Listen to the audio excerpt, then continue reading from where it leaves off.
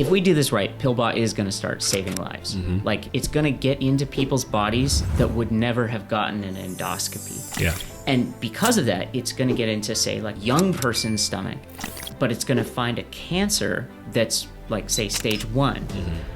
And if we were going to traditionally find it, it would be that same person, age 43, my age, but with stage 4, terminal. And so we're really trying to like use PillBot as like a time machine to like go back in time to when we could have cured it at a population level. So what I want to do when this company is like really bumping is I want to shoot this like really cheesy music video with like all of the maybe thousands of employees like building these crazy tiny microsurgical robots. And then I want to like zoom out and see like all these like hospitals and doctors, like, and I want to see patients. I want to see people in the world. Yeah. Because I'm just starting to think like my little fantasy is just like, I want to know what love is. To me, like love is life. Life is love.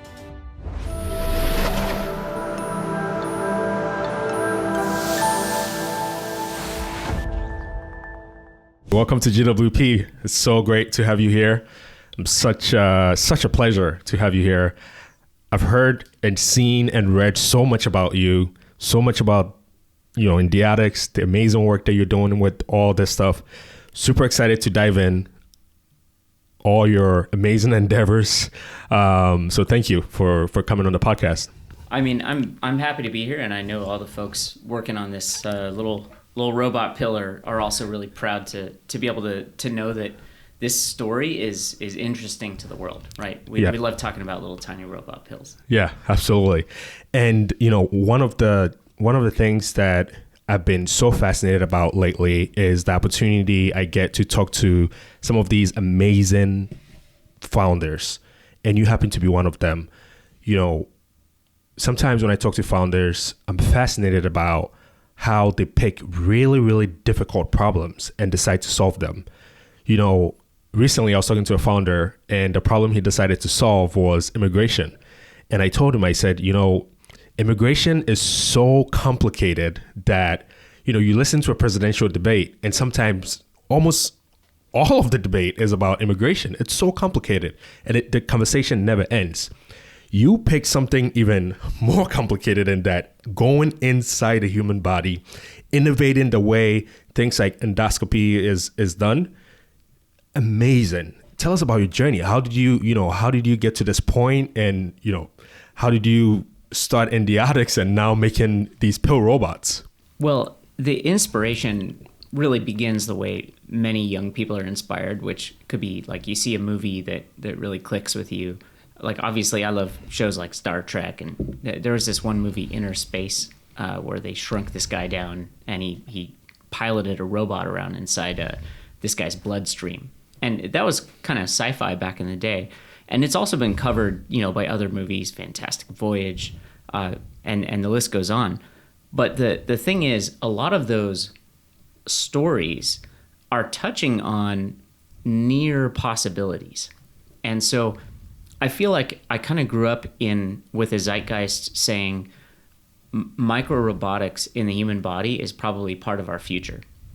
And the question is that 100 years in the future, 1,000 years in the future, or is it 5 or 10 years in the future? And I had gotten into medical devices after studying aerospace engineering, primarily just as a way to try to be able to work on cool things.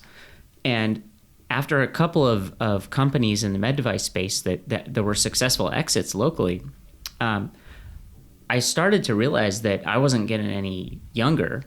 And I had these dreams since I was a kid of pursuing tiny robots.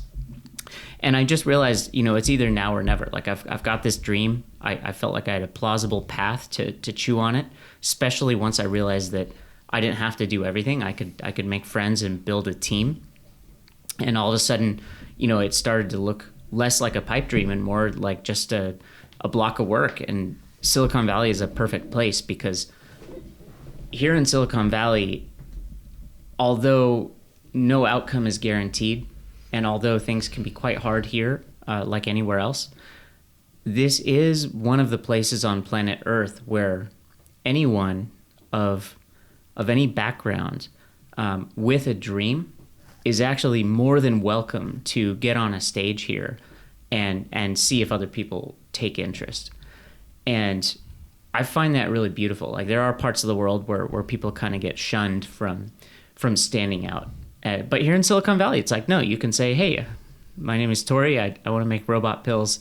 I've been building this prototype with my friends. It's the size of a football. Here, you can see it's in my bathtub swimming around. You know, would you be willing to write an angel check? Yeah. And here in Silicon Valley, people, they may or may not end up writing you a check, but there isn't really someone in this valley that's going to be insulted or offended because you approach them with your dream and ask them if they would be willing to learn more about it. Yeah, that's such an amazing intro right there, and thank you so much for sharing that. Now, let's take it a step back, right? Let's I know you didn't grow up in Silicon Valley, right? So you started somewhere.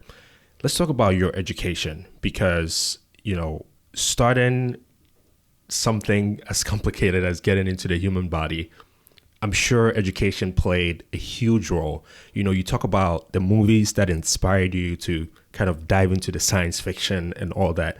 How important was your education, and what did that path look like? I mean, education is incredibly important, but what constitutes education is a very interesting question. I'm super proud to have gone to Cal Poly to study aerospace engineering. I still owe those guys a senior project, right? So I should probably. Did you drop out? Well, I completed all my coursework, but I was starting to get job offers, and I am famously bad at doing what I'm told. Yeah. And I had taken all these other manufacturing classes. I was picking up all these cool skills with how to make stuff like welding, casting, machining, CNC machining, like anything that involved actually making something that you envision in your head, and then you make with your hands and with tools like CAD and machines, and actually have that thing. To me, that's almost like a form of magic. And so I want to continue the education thread, but like, it reminds me of this thing my older brothers and sisters used to tell me when I was a kid. We all lived out in the forest, and like first it was like moldy trailer, then it was like a floor with like a little cabin with a floor, unlike the dirt floor cabin where we lived before that, where I was born. But like, we'd be in the forest and we walking around, you know, barefoot. But I learned back then as a kid that if you collected tree sap and you boiled it, like over a little fire, like say in a can you found, it would turn like a different kind of liquid. But then when it hardened, it would harden not sticky like it started, but like hard and tough. And I realized I could make my own glue, right? And so I would be making like little toy airplanes and swords and like figurines using the things that I would find in the forest. And so I just, like, to me, my education is just playing out in the world, both in the world that people create, but also in the natural world. And just, you know, started to make connections and just kind of having this intense reverence for like how fortunate we are to be in this particular plane of existence. And so, you know, that's my little sidetrack. But my brothers and sisters in those days told me this story a couple of times, enough to the point where I remember it today. And I think it might have been relevant because in those days, like if we went into like town to get like, you know, you'd be exposed to toys. But if you don't really have money, you see toys and you want it so bad. Yes. And you can't have it. Right.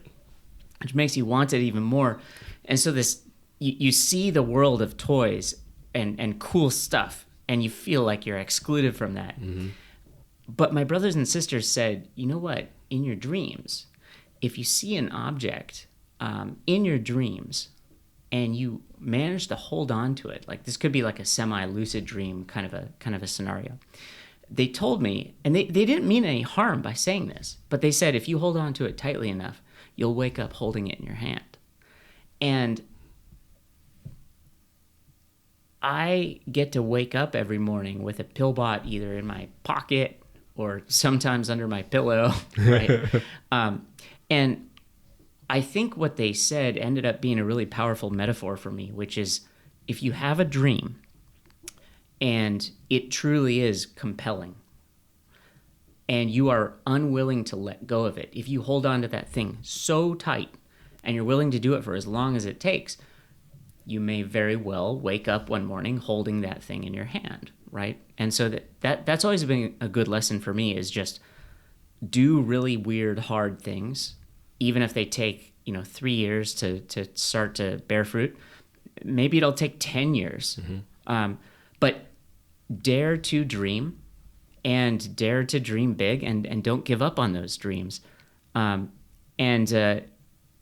found that my life, while I'm pursuing a dream, is much better than my life when I'm not.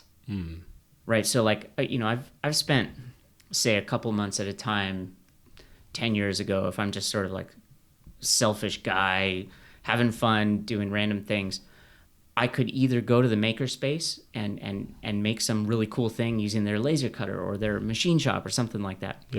And then, through creative expression, I'd make something cool, and then for weeks I'd be thrilled. I'd be feeling like good and happy and motivated.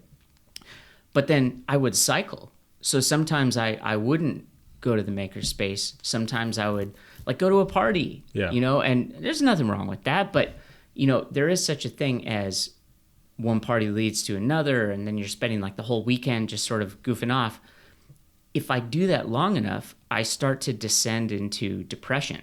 And with depression often comes even more kind of poor choices, right? Like it can really take you down. You go through that downward spiral. And so for me, all I have to do to lift myself out of depression is just make one cool thing, just something that was in my head that got me excited for a moment. Go draw that, build it, and then it's like just a dose of really happy, healthy energy that can kind of carry me for the week. Yeah, it's like a healthy dopamine. Yeah. And, I think everyone probably has different kind of values and rewards. For me, I really love making cool stuff. Yeah. Well, speaking of making cool stuff and holding on tight to dreams till they actually become real. So the PillBot, as we see it now, is a miniature, right? It's very small.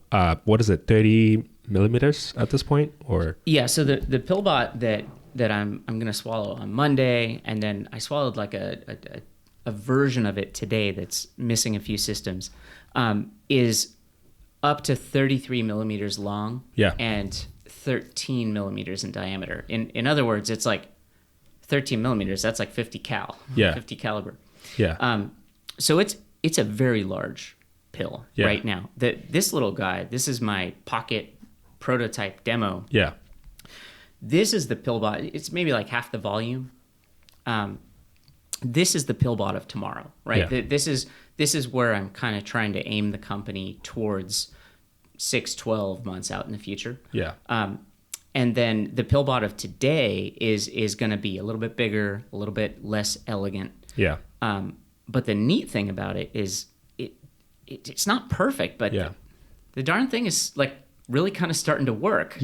So I do want to dive into that, right? So when you started this thing, it didn't start at this size, right? It was actually we were the size of as American a football, right? So talk us through the journey, right? How did you start it, and then how did you get it from that big American football and aiming to get it to this point? Because like you said, it seems like you didn't give up. You've just been persevering and iterating, and you just keep going. I find that if you're actually willing to just build anything, people give you a lot of credit. So when we started the company, it was like October 2018 was when we decided like we are actually going to launch Endiatx, the company, and we were going to become full-time on it. And then it took me a few months to be like, how do you do that? That's when I found this local guy's Founder Institute. And I just clicked on this ad that said practice pitch your idea for free at the Founder Institute. And it was on El Camino Real in I think Palo Alto at the time. Thank you, Adeo Resi, for founding that. And it was just this place where you could just literally walk in off the street and say, can I run a company idea by you guys? So it wasn't like, why Y Combinator, which is like the Ivy Leagues Right. of startup launching, which I have huge respect for. Founder Institute took me, the sort of depressed 37-year-old dude that was just tired of making other people's medical device ideas become real. You know, I had my own ideas. So when we started in that program, they said, well, let's go build a prototype, right? And so we basically said, well, we probably can't build like a micro robot today, but what could we build? And so, you know, you can go online and get Raspberry Pi, Arduino kind of stuff that a junior high school kid would be able to source for like a science fair project. That's a thing now, right? Like tweens can build custom electronics and for not that much money. So we spent a couple $100 and got some kit together to make a little quadcopter swimming robot submarine thing. We needed a couple $1,000s to buy a Formlabs resin 3D printer that was like $3,500, and we got a few extra bits of resin here and there. So we like to say that we started Endiatx with $5,000 cash, and using that, we were able to build a large prototype, but it was a quadcopter, which was kind of cool. And so we were able to do kind of elegant things with motion when you have like 4 different thrusters. And we basically just said, okay, with $5,000, we built this thing. Now let's go pitch. So thanks to Founder Institute, we were kind of learning how to communicate and how to interact with investors. And so we just started going to local pitch events like Angel Launch. There's a local lady named Zahava Stroud, and she's like kind of your on-ramp to the entrepreneurial scene around here. Like if you're a founder and you've got like a slide deck and a potato in your pocket, right? You can go to Angel Launch and you can get on a stage, and for a couple of minutes, you can see if you can get anyone in the audience excited to talk to you later. And that's how we started. And so it took us a couple of months, but after a few months, we had raised almost $200,000 from angel checks. You know, people in our personal network, people that had seen us on stage. You just got to start kind of hustling like crazy, but like healthy hustle. Yeah. You know, like if you've got something cool and you built a prototype and you've got a little team, and you know, or maybe it's just you. If you can look in the mirror and feel like you're doing something worthwhile, then you can hustle your butt off, right? So we just started hustling, and we raised a couple $100K, and that was enough for us to file a patent. It was enough to start doing some custom electronics. And using that money, we got all the way down to thumb size, and then finally fingertip size by the end of 2019 / like beginning of 2020, and that's what sort of put us on track to swallow the thing in June of 2020. Yeah, no, that's such an amazing story. And so, how did you come up with putting your team together, right? Because you're the co-founder of Endiatx, so you do have a pretty big team. I think it's about 5 of you guys on the team now. So how did you come about putting the team together and persevering with the idea? So Endiatx today is probably 15 full-time employees, maybe like 20, 25 if you count people that are doing big contributions, but maybe they're like not actually at the office, stuff like that. And then as a founding team, originally we were 4 people. But then quickly we got a 5th founder, this amazing gastroenterologist, Dr. Vivek Kumbari. And so he's a co-founder as well. But the whole idea going into it is I am a fairly experienced mechanical designer. I like to say I stopped counting my SolidWorks hours at 20,000, which is like insane. It just means like staring at a monitor for like better part of 2 decades. Yeah. But somewhere in that SolidWorks blank screen, is your dreams, right? So like if I'm a good mechanical designer, then I'm going to need an electrical engineer. So my buddy Dan was an electrical computer engineer, brilliant guy. So he came in as our CTO. My friend James, actually crazy maker machinist guy. James and I now have this like huge collection of machine tools that we'll get them like free when a shop is going out of business, or someone will call us and be like, dude, there's a mill on the side near 880, and we'll show up with a truck and rescue this thing. So it's kind of a combination of like really high tech Yeah. and then sort of relics of a bygone era when, the city of Oakland, for example, used to be like a total hub of like making cool, industrial goods. And a lot of that, slowly moves away and gets outsourced. We're kind of trying to bring back that concept of a Bay Area tech company that actually builds its own hardware right on site. And so it's a mixture of ones and zeros and then cutting fluid and shop rags. Yeah, no, that's amazing. So, if someone is listening to us right now and maybe, they want to start the next Endiatx, but they're like, man, I don't have the technical expertise, is it still possible to be able to build something without being technical? Because, you had the technical advantages and you were able to put a team together. It's such an interesting thing. For me, it's like the classic imposter syndrome. All I can say is you don't have to let your imposter syndrome ultimately come to define you, right? Like we all feel the fear that we're not good enough. Sometimes people tell us that we're not good enough. That happened to me today. Yeah, today someone said, you're not good enough to be CEO. You're not good enough to be this, that, and the other thing. And I was just feeling like, you know what? I disagree. I'm not trying to tell you that I am perfect or like good enough. I'm just telling you that I'm not letting go of my dream today. Yeah. That's not going to happen today. In fact, if you want to help me become a better CEO, oh man, please. I've started to appreciate the value of like taking really hard criticism and feedback, right?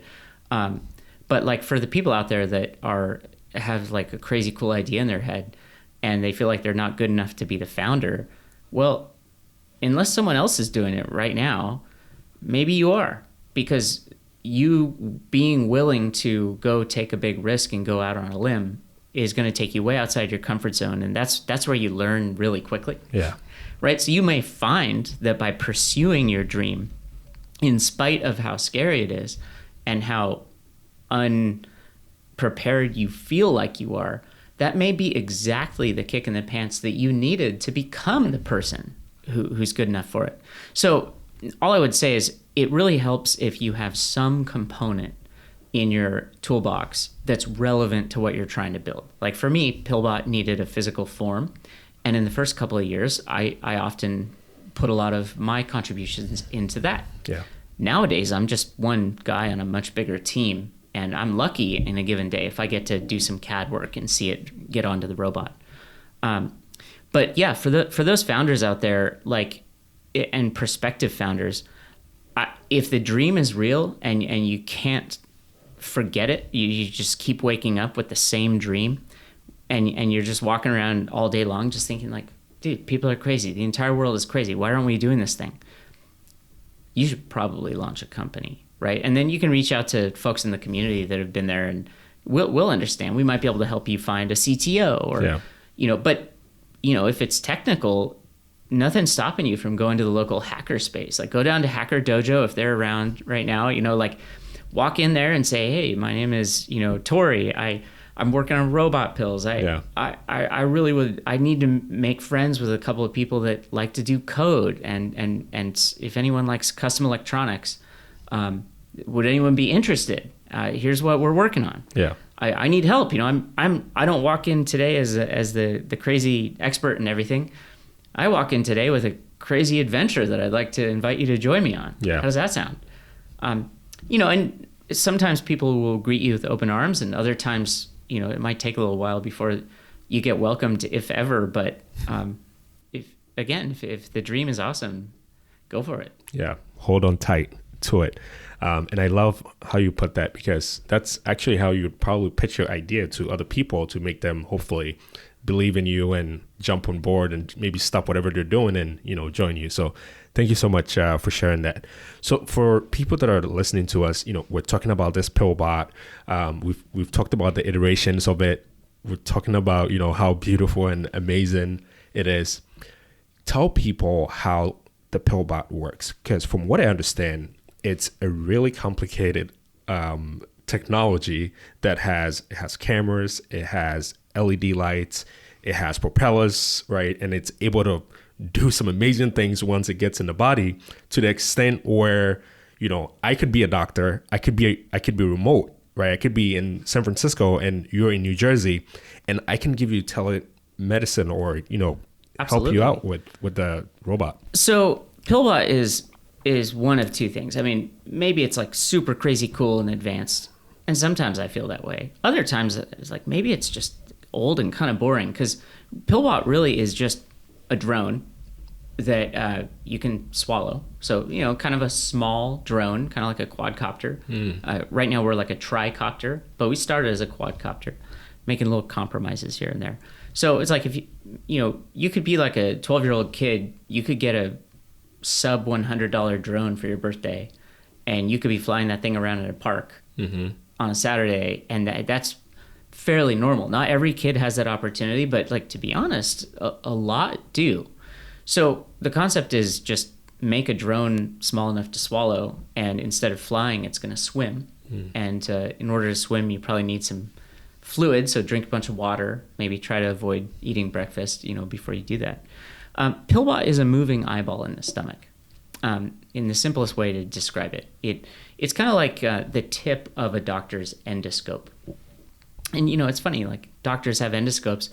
Yeah, mechanics have borescopes, and they have for a long time, right? Yeah. Like this really isn't necessarily all that complicated, folks. Like when you have a tummy ache, maybe you have an ulcer, right? And maybe if we could just go have a look and see, we'd be able to say like, oh yeah, that's an ulcer. I could prescribe you this medicine, and in a few weeks, you're probably going to be feeling a lot better. Yeah. My question is, did that need to take 6 months to find out? Did that particular patient have to go to the hospital 5 times to get a doctor to look inside them for only 5 minutes and come up with that answer? Because for hundreds of millions of people, if you actually want to go get a procedure like an endoscopy or colonoscopy, oh my goodness, thank goodness we're just doing endoscopy today, so we're going down and having a look in your tummy. It's not trivial. Like if you've got this stomach pain, the very first thing that you're probably going to notice about the healthcare system is that you probably don't feel like they're taking you very seriously. Yeah. You might go to urgent care or the ER, right? And that's what we do when we don't know what to do. You go to the ER. And when you get to the ER, that's not a gastroenterologist that sees you. That's like my brother Ben, an ER doc, right? And Ben is going to take your vitals, look at your eyes, see how you're doing upstairs, and and they're going to figure out, like, are you actively dying or not? That's what we're here to do in the ER. Right. From there, we're going to send you home. And so you're going to go home, and you're like, okay, but maybe I got that referral. So you get the referral, you go see like your onboarding doctor at whatever healthcare system you either do or don't have, right?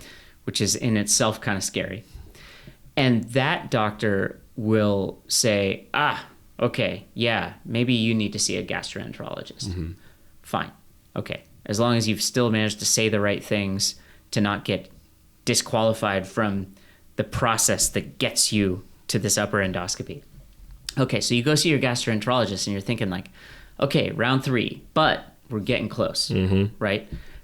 Keep in mind, it's months after you went there in the first place to the ER. You might not have felt anything since that night. Right. And you're chasing this phantom. Okay. So you go see the gastro, and they're going to be like, okay, well, what I'd like to do is have a look inside your stomach, basically. But the costs and risks of sedating you and jamming a tube down your body kind of outweigh me just doing this right now or later today. Like, first, it's going to make a lot of sense to try you on a basic drug like an antacid to see if that makes your symptoms go away, right? So maybe we'll try you for a few weeks on that. Or let's talk about some dietary changes. Let's cut some stuff out of your diet. See if that changes the way you've been feeling. After all that, then we'll go do an upper endoscopy. And so you finally qualify, and 85% of the time, they find nothing. Completely. And so like that whole odyssey through, you know, call it like, what do you want to call it? The healthcare industrial complex. Yeah. Which, by the way, is trying to help you. Right. They're doing the best they can with a whole bunch of constraints. Right. Right. It's very frustrating.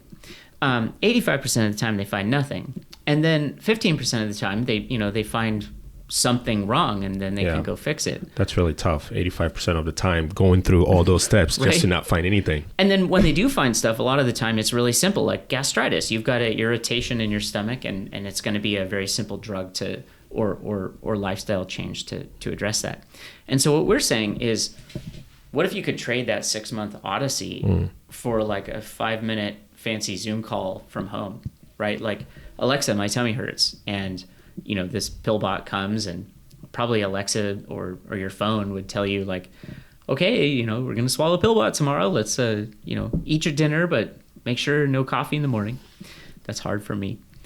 You know, morning of, you're like, okay. Hard for most of us. For me, I swallowed one of these today. So what I did last night was I got home, I played with my kid, I hung out with my wife. It was so cool. I had food, like we cooked salmon. We went to like Target and Trader Joe's. I got the salmon. It was like $10, 2 big pieces of salmon. I was like, I had a normal, awesome night last night. It was great. But then the fun ended this morning, right? Because I'm like, okay, I got to get my stomach clean. So day of, I wake up, I drink like some warm water. I don't want to drink like 2 liters of water right away, because like that can persist for a while, and then you get like bile goes backwards. So what I do is just like, when I'm going to swallow a robot, I just drink like a glass of water every hour leading up to it, right? So if it's at noon and I got up at 6, you know, I've been drinking little glasses of water throughout the morning. That basically just kind of rinses the majority of the gunk out of your stomach. You know, like both of our stomachs right now are probably like kind of nasty and weird little clenched fists with like weird juices. But if you drink a bunch of, you know, a little bit of water here and there for a few hours, it just kind of rinses out. And then when it's time to swallow the robot, what we do is we'll drink like, I mean, if I want to put on a good show, I might drink like 1 or even 2 of these. You know, this is a liter. That's a lot. Right? Yeah. Like 1 liter should be about enough. Okay. Sometimes for like a big demo, I'll drink even more just to get like more of a cavernous stomach volume to drive around in. But the idea is, drink a bunch of water within reason, swallow the robot, and boom, your doctor gets to play this video game in your stomach. And it's pretty simple. It's like, usually there's like 7 pictures that they're going to take while they're in your stomach with an endoscope. And so we're live video, so we kind of capture automatically, and we're doing AI to kind of like stitch it together and auto-generate reports. But also, you know, while we're driving around, you can just be like capture. And you're driving around with kind of like a remote controller, right? Xbox, PlayStation, like honestly, the only hardware we want to sell for the whole PillBot stack is the PillBot itself, which, you know, like here in the U.S. healthcare system, it's probably going to sell for $200, like a camera pill sells for probably the same code, to be honest. That's like a whole other like adventure. So it'll probably sell for $200 at first. We'll probably build it for like $100, maybe a little bit less, but like it's pretty good business to build these little things. But the idea is you're trying to take tens of thousands of dollars of that 6-month journey through the healthcare system, and you're trying to turn that into like one fancy little Zoom call. Right. So the only hardware we want to build is the robot itself, because that's what we do. And then right now we have a little USB jump drive kind of a thing that talks to the robot through your body at like a really low frequency radio. And then it's like Bluetooth Wi-Fi from there. So we have some fancy radio frequency stuff we do to get live video through the body. But what that means is the doctor who's controlling this might just be swiping on their iPhone like it's like a cell phone game. Yeah. And if they want, you can use a game controller, or like we could even make you a controller that looked like an old school endoscope. But most of the docs say like, give me like Xbox, PlayStation style controller, and we'll start from there. And then my hope is that we just kind of move in the direction of like swiping on your phone. Yeah. Because as our AI tools are kind of, getting more effective and we're starting to trust them more, you realize like sometimes it is kind of nice to just kind of let the computer do the tedious work. Yeah. And that kind of frees up your mind to do the like, say you're the gastroenterologist and you're not worried about like driving and stability. You're really there like looking at the condition of their stomach, you know. And then hopefully the AI is also kind of seeing stuff and running that by you. Be like, hey, human, what do you think about this? To me, that looks like, you know, this kind of a lesion. It's kind of like when I was zipping up here, I was starving myself all day to swallow the robot. So obviously, like, I'm a little bit early. We're hitting Chipotle. And so, like, we're driving the Tesla, and I'm thinking, like, I can't believe I get to just hit that stock, go on autopilot, and I'm going to eat this taco, and I'm going to try so hard not to spill it all over this white shirt for this podcast. Right. But, like, that's like the cool stuff of like modern drone tech is the systems on the back end are there to kind of like make it easier and more fun so that you can just focus on the high level stuff. Yeah. Like eating those Chipotle tacos. Right. And not spilling on your white shirt. So one thing that I kind of, I'm wondering about, could you share with us some of the success stories that has come out of, you know, people kind of using the PillBot? Yeah, this is crazy. So I'm a huge dork, and I've got this running playlist called Torrey Go Fast. And, you know, most of the songs are like, I don't know, techno or like metal or like Judas Priest, like, you know, stuff that just like, you know, gets me going. But one of the songs I have on there is this really dorky love song by Foreigner, I Want to Know What Love Is. Okay. Because in my head, I have this super corny thing I want to do in a couple of years, which is, if we do this right, PillBot is going to start saving lives. Like it's going to get into people's bodies that would never have gotten an endoscopy. Yeah. And because of that, it's going to get into, say, like a young person's stomach, but it's going to find a cancer that's like, say, stage 1. And if we were going to traditionally find it, it would be that same person, age 43, my age, but with stage 4, terminal. Yeah.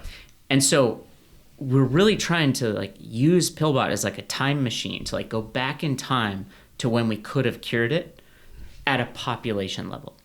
So what I want to do when this company is like really bumping is I want to shoot this like really cheesy music video with like all of the, maybe it'll be like 50, 100, maybe thousands of employees like building these crazy tiny microsurgical robots.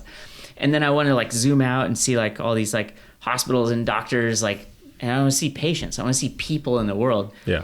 Because I'm just starting to think like this is my little fantasy. It's just like what I want to know what love is. To me, like love is life. Life is love. Like imagine being able to give the gift of life. Imagine being able to give people their health and you know, not imagine being able to make healthcare incredibly more accessible, incredibly more affordable, like 10 times more affordable, maybe 100 times more affordable. Like that's the world and the company that I want to live in and participate in. And so, you know, when I have these like really silly, you know, like cheesy dreams, just understand like that's my entire life is pursuing stuff like that. Yeah. Right. So I think I got a little bit sidetracked. Do you want to do a follow-up question? No. That was pretty good in terms of, you know, being able to. Yeah. Okay. So in a couple of years, maybe sooner, but in a couple of years, I think we're going to start saving lives. However, we had our first kind of big moment in that direction in New Zealand a couple of months back. So we're doing like early stage clinical trials in New Zealand. There's a network of gastroenterologists all around the world that it's a small community and they all talk to each other. They're super badass people. And they sent us to New Zealand because there's this young doctor there named Cam Shower, and he's just a combination of really bright, really high energy, and incredibly generous of himself. Yeah. And just really interested in new technology and new ways to treat patients. And so it's just this really friendly place for us to go and do early clinicals. Because like our robot right now is like a dog, you know, it's not yet the thoroughbred racehorse. It's just getting there pretty quick. Yeah. But like you can go to a place like Cam Shower's clinic and he'll understand where the tech is, where it's going, where it needs to be. And he'll find a way to get something useful done that day. And then he'll pass that feedback back along to our engineers. and then we'll know exactly what to work on that night, right? And so it's this really healthy thing. And he had a patient come in, and we knew that this patient had stomach polyps from previous patient history. Like that was known. But we didn't know where they were. We didn't know what they looked like. It was just sort of, maybe we can go find it. Yeah. And sure enough, despite some limitations and some challenges we were working through with that particular generation, because a couple of months ago is like a couple of years ago in Endiatx, like PillBot land, we're moving pretty quick. We were motoring around and we found the polyps, and they're sitting there clear as day, floating back and forth. And I'm just looking at these things after the fact, because it was my chairman that was there running that micro trial. And I'm looking at these polyps, and I'm gonna be like, damn, we're getting pretty close to PillBot actually finding disease out in the world. And I was looking at those polyps, and I was thinking, we just got the patent 4 years after applying for it for the pill surgeon, right? There's all these different ways we think we can actually snip, cauterize, cut, inject, right? All those things. We're not going to be able to do everything, but like there's a lot of things we think we probably will be able to do, right? And I'm just thinking, like, I don't think it's going to be all that long before we get to swim right up to a polyp and snip that little bad boy right off. Then what do we do with it? Do we cauterize so it doesn't bleed? Do we take the sample back to a lab? Like, hell no. Like, we need to figure out how to analyze something from that polyp on the robot. Can we take a little piece of it and, like, what do? Do you liquefy it and, like, conduct that little drop of liquid through a little lab-on-chip thing on the robot? Sometimes you can just shine a bright light through tissue, and based on what's absorbed on the other side, you can learn a lot about the chemistry. And so there are things we're going to be able to do with these robots that are going to be replacing hospital-based procedures, and not really like reducing the number of endoscopies. Like, I think that PillBot out in the world is going to bring a lot more sick people into hospitals for proper care, but it's going to get a lot of otherwise healthy people out of the hospital so the sick person can be there. So I think we're going to actually have a really positive effect on the whole industry. But just for patients and for doctors that want to go in and have a look around, I think it's going to be a bit of a game changer. Yeah, no, definitely. I'm so excited to see, where this goes and the amazing things that you're doing. I know you're very close to getting FDA approval also with the clinical trials on the way and so on. So a lot of success lays ahead for you. Something I'm curious about, though, you've been doing a lot of traveling. You were just in Singapore doing some demos and all that. Can you tell us, on all these travels and places that you've been going, you shared with us the story in New Zealand. What's something surprising that you found out? Well, it's been interesting. I mean, gosh, yeah, we just went to Singapore. My chief business officer, Chris Green, and my chief engineer, Karen, they were in Hong Kong doing demos. Then they came back here so we could do the local AI summit. I was going to speak with my chief engineer, but then we looked at the flights to Paris and we were like, oh, crap. And I was like, okay, who at the company wants to go pitch? And my co-founder, James, and our engineer, Sean, replaced me and Kantan. And in my mind, they did a great show. And it's so cool having this company where anyone who wants to be a leader can lead. Yeah. Anyone who wants to be a speaker or presenter can speak. If you want to travel, if you want to see the world and take the robots to the world, dude, get on a plane. Yeah.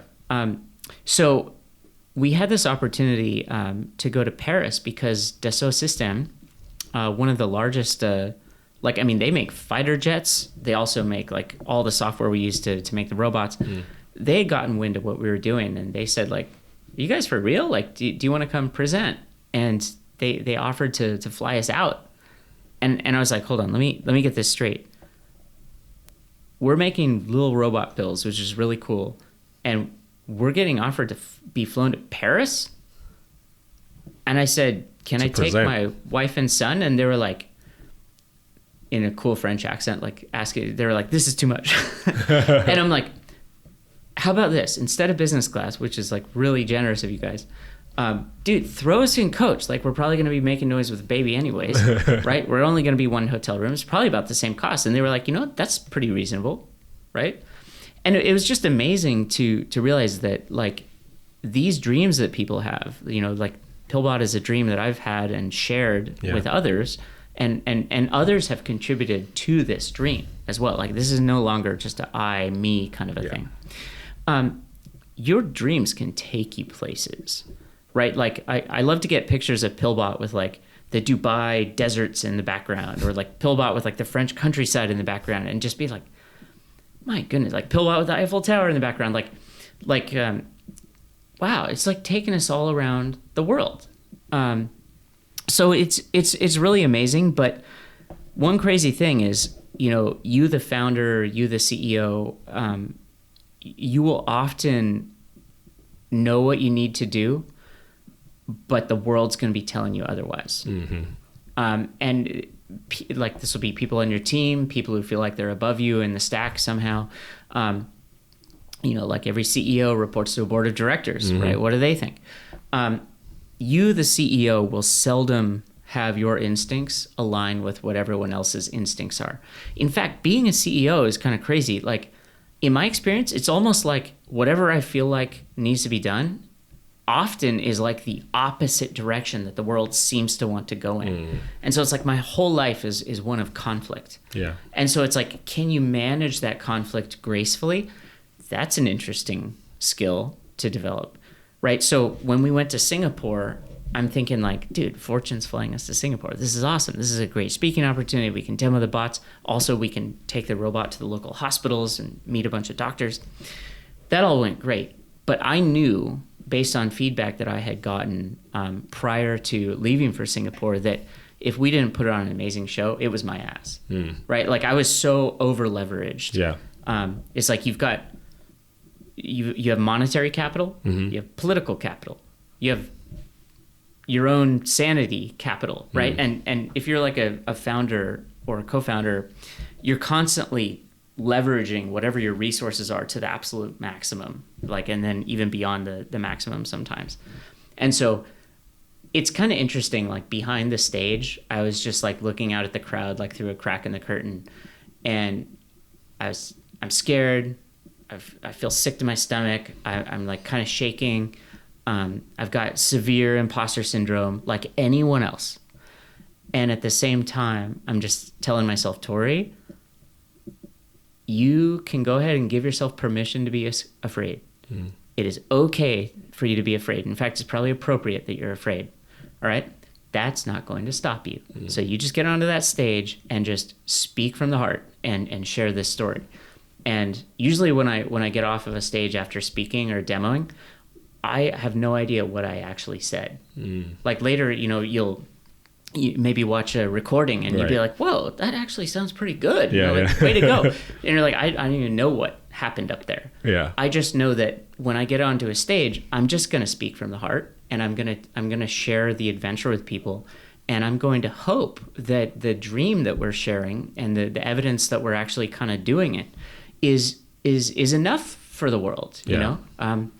And I just hope that founders out there, you know, especially prospective founders, just know you are not at all alone. Like, once you make the decision to launch your company, you join a very interesting club, and that club is pretty welcoming and appreciative of new people that we can, you know, offer a little bit of guidance to. But also, it's also nice to know another founder has joined the club, because, you know, that's another shoulder I can go cry on. Yeah. Right. So that's another person who understands the load that I might have been carrying recently, and that understanding between founders is really valuable.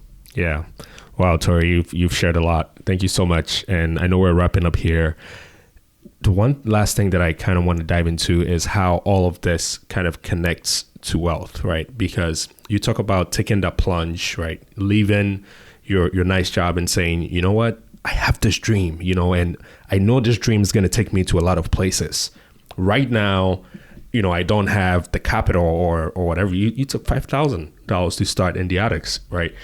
How do you kind of take that plunge knowing, you know, because, a prospective founder right now might be at a Google, might be at a really prestigious company and thinking, I've got this nice job.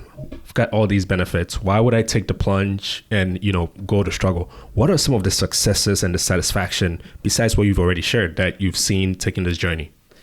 Well, truth be told, if you're really savvy as a tech worker, you can pick an up and coming, well-funded startup and basically be like, yeah, that looks like a sure thing. Go join them as an early employee, and you can often make double-digit millions from that. Sometimes more, right? Mm-hmm. If you look at the Microsoft or Google stories, and I'm not here to say that that's not valid. I guess I am here to say that I got to a point where I just couldn't do one more mouse click worth of making someone else's dreams come true. Especially when I just didn't really feel the compelling nature of the dream to the extent that they might have. And so for me, I had to pursue my dreams. The other thing is it's a real thing. There's a huge brain drain historically of relatively very intelligent, motivated people getting sucked into big tech companies with jobs that essentially they can't leave because, dude, if you're making $700,000 a year and you're only working 5 hours a week and the rest of the time is just like getting the massages on the campus, and come on, like, that was a thing. Like we all saw that happening for like 20 years. That party's kind of over, but like I saw that. I was taking notes. I'm not going to forget that I saw that. I think a lot of potential companies and dreams died with that sort of kind of overpaid tech party, which is a little heavy. I don't want to be a downer here. I have seen a lot of very self-important, comfortable founders leave a Google tech job style situation and then get their asses kicked trying to launch an actual startup. Because, when you're making that kind of money, you start to think you really are hot shit. And maybe you're just overpaid. Yeah. Like maybe they never even valued you. They just wanted to make sure you didn't work at their competitor. Right? Like this is like real talk. So to me, the founders that I really follow are the ones that don't have anything to lose, that go in 100% full commitment. Come hell or high water, they're not going to quit. Because I see a lot of very comfortable people quit all the time, but it's those founders that just have nothing else in the world besides this dream to live for. And so they will never ever give up on it. Those are the dangerous ones. Those are the ones you just can't ignore, right? And with that being said, I don't want to start like a tech class war.